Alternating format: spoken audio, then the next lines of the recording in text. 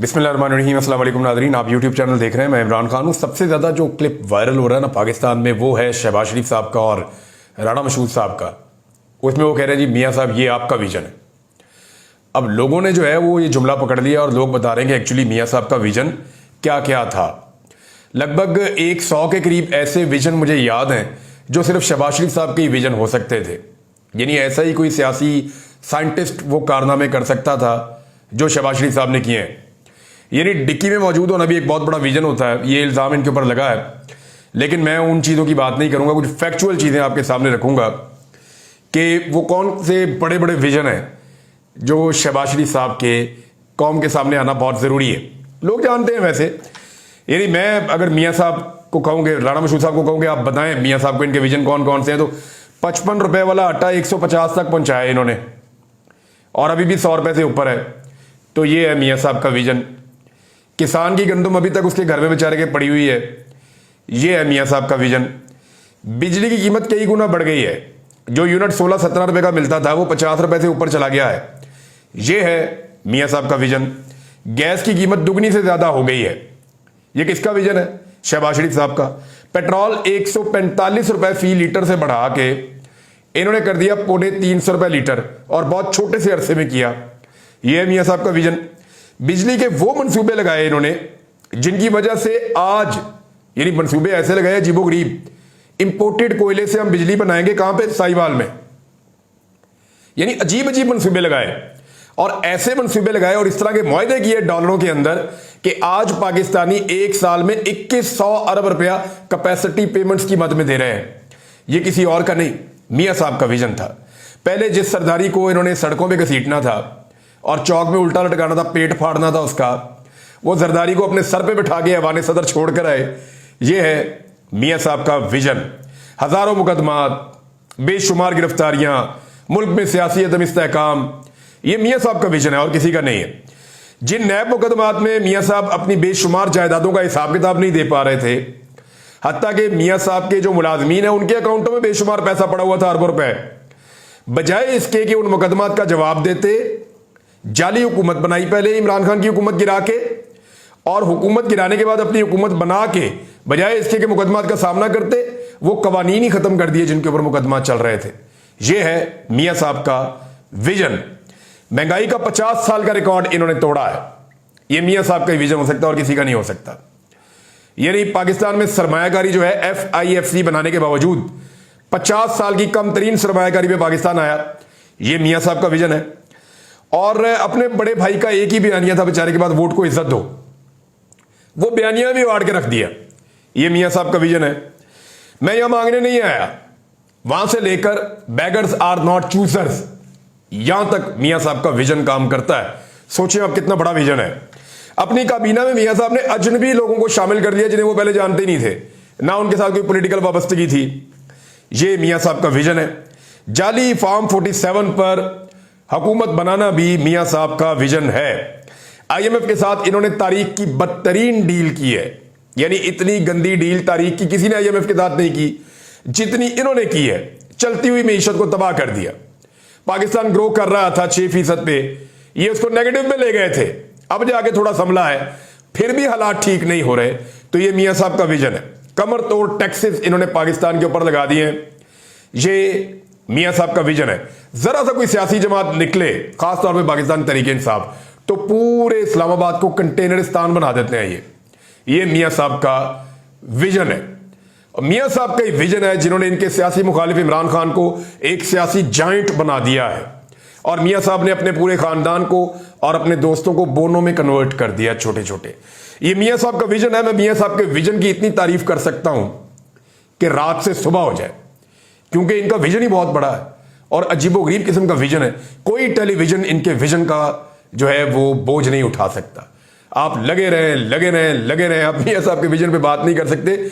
यानी इन्होंने अरबों रुपए तंदूरों के अंदर झोंक दिए और सस्ती रोटी नहीं कर सके।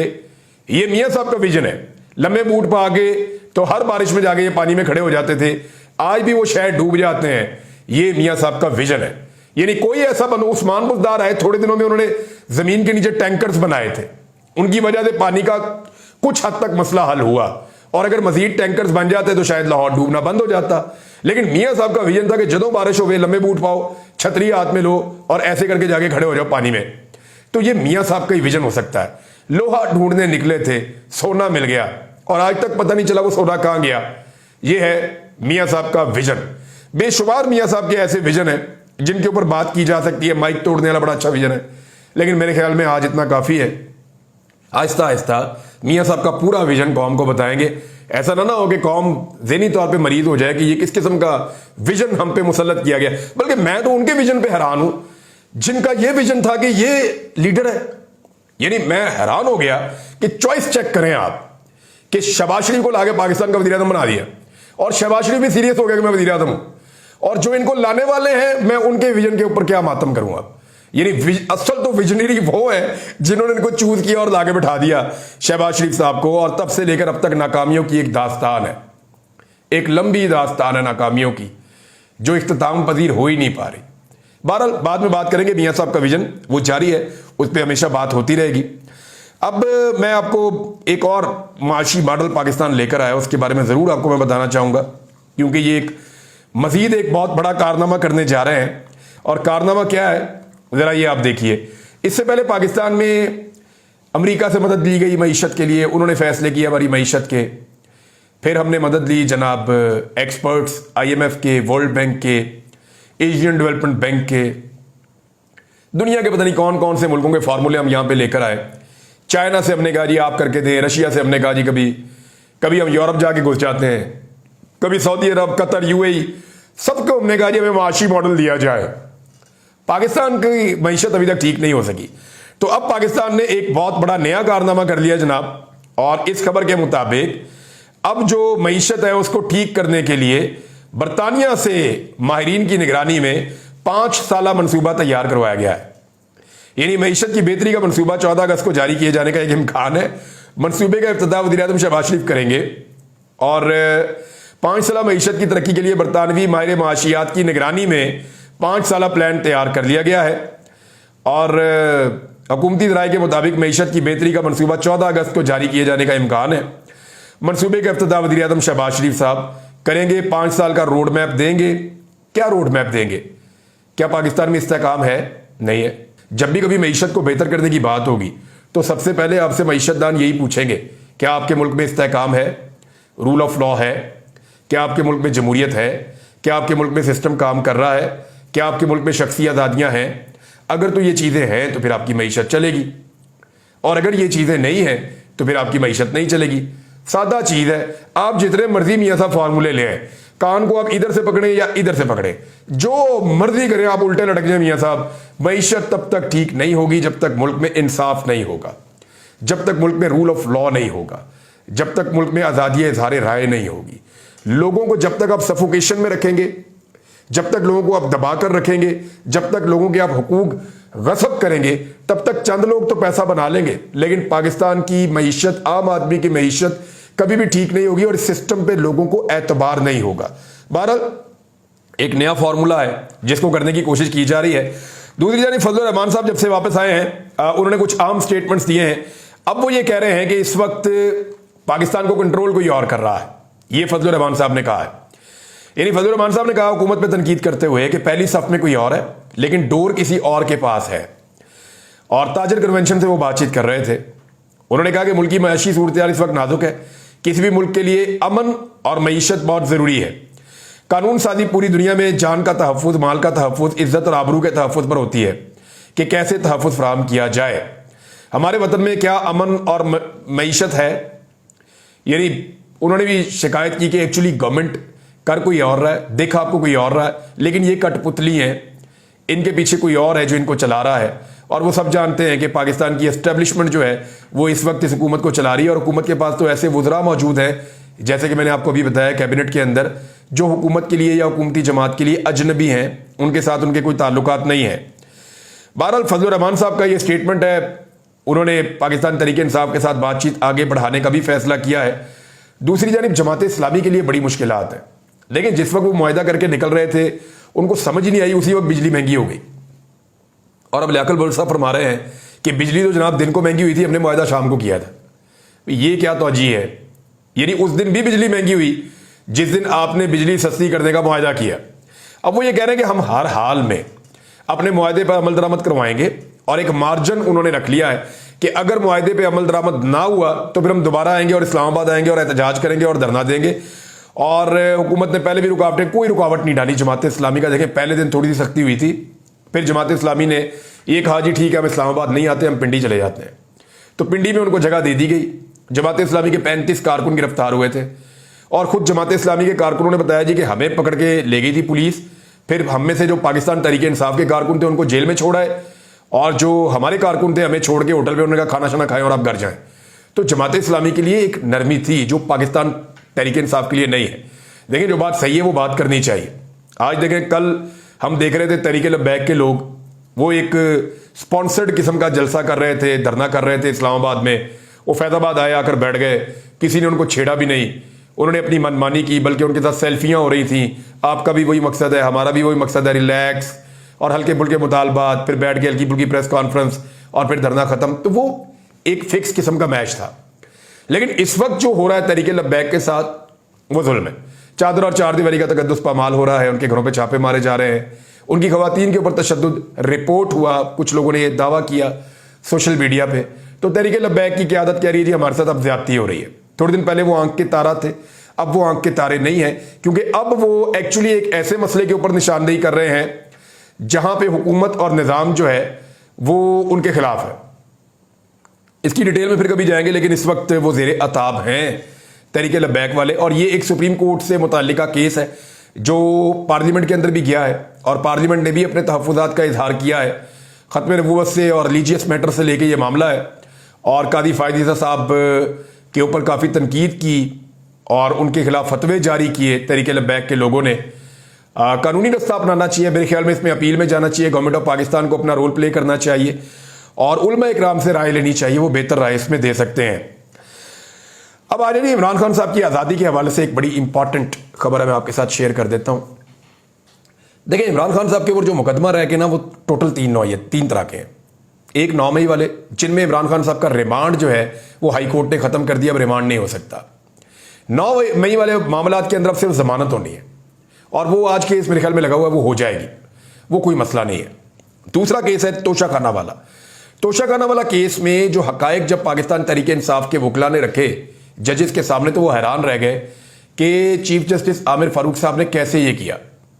यानी 2-2.5 महीने तक वो ये बताते रहे जनाब इसमें गिरफ्तार कर लेंगे, इसमें गिरफ्तार कर लेंगे, आप इस केस को सुने। 5 मरतबा केस की डेट आई और उन्होंने केस को नहीं सुना, तो जजेस हैरान रह गए। अब ये केस भी कानून के मुताबिक बिल्कुल एग्जैक्टली मैं कह रहा हूं, कानून के तमाम तकाजों को पूरा करते हुए यहां पे भी इमरान खान साहब की बेल हो जाएगी, इसमें भी वो निकल जाएंगे, या ये केस ही खत्म हो जाएगा।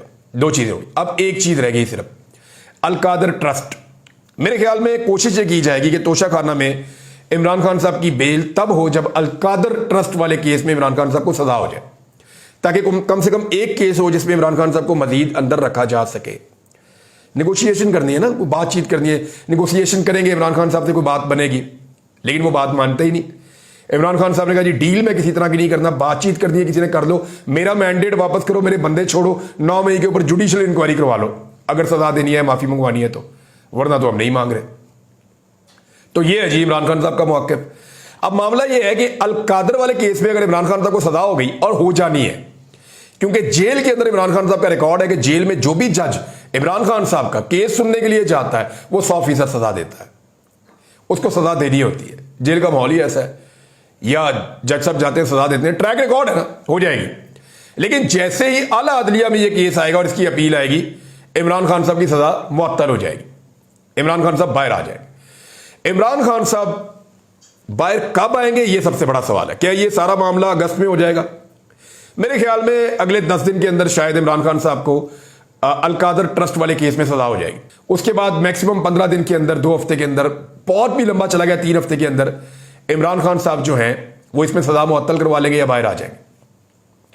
और कोई केस इमरान खान साहब पे अब डालना मुश्किल है, उसके लिए कोई वकूआ चाहिए, और इमरान खान साहब ने अपनी पार्टी से कहा है कि बिल्कुल तहम्मुल का मुजाहरा करो मेरे बाहर आने तक, कोई ऐसी हरकत नहीं करनी, कोई ऐसा काम नहीं होना चाहिए कि जिसका मुद्दा इमरान खान साहब पे डाल दिया जाए। लिहाजा कोशिश ये है कि ये वक्त गुजर जाए। अब मेरे ख्याल में जो एस्टिमेट है वो कोई 1 महीने से ज्यादा का नहीं हो सकता। इमरान खान साहब को 1 से 2 महीने में बाहर आना है। निजाम बड़ा भी जोर लगाए तो 2 महीने तक कानूनी तौर पर इमरान खान साहब को अंदर रख सकता है, लेकिन उसमें जजेस की बड़ी हेल्प चाहिए होगी सिस्टम को, इमरान खान साहब को लंबे अरसे तक अंदर रखने के लिए 2 महीने तक। अब लंबा अरसा 2 महीने है, छोटा अरसा जो है वो 2-3 हफ्ते है, इससे ज्यादा इमरान खान साहब को अब नहीं रखा जा सकता। लेकिन एक बात याद रखिएगा, जिस वक्त इमरान खान ने अपना कदम रखा जेल से बाहर, इस मुल्क की सियासत के ऊपर एक ही आदमी हुक्मरानी करेगा, वो इमरान खान है।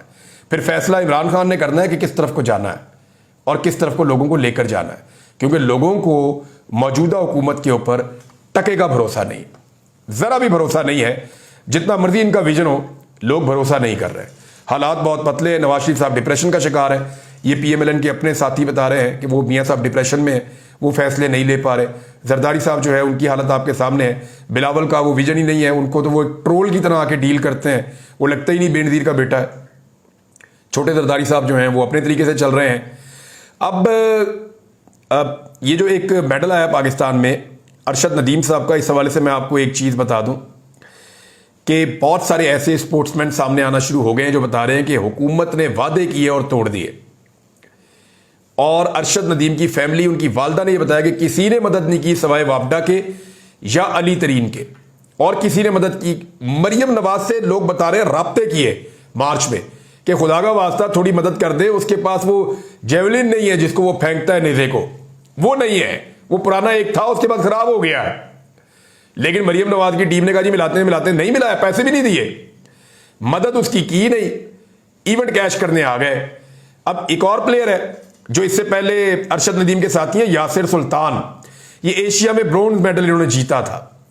वो ये कहते हैं मुझे शहबाज शरीफ ने बुला के मुझे कहा जी मैं आपको दूंगा 50 लाख रुपया, वो कहते अभी तक नहीं दिया।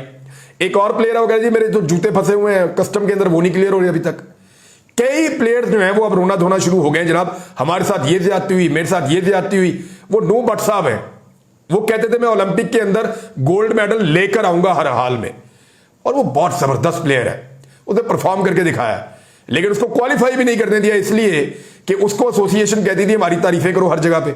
उसने कहा जी मैं आपको जानता ही नहीं, मेरी तो सारी ट्रेनिंग मेरे वालिद साहब ने करवाई है, आप तो मुझे कभी मिले ही नहीं, मैं तो अपने घर में ट्रेनिंग करके प्लेयर बनाऊं, तो मैं आपको कैसे क्रेडिट दूं उस चीज का जो मेरे वालिद का है। तो उन्होंने गुस्से में आकर उसको जाने ही नहीं दिया। तो इस तरह पाकिस्तान ज्यादा मेडल्स भी जीत सकता है, लेकिन नहीं जीतने देते।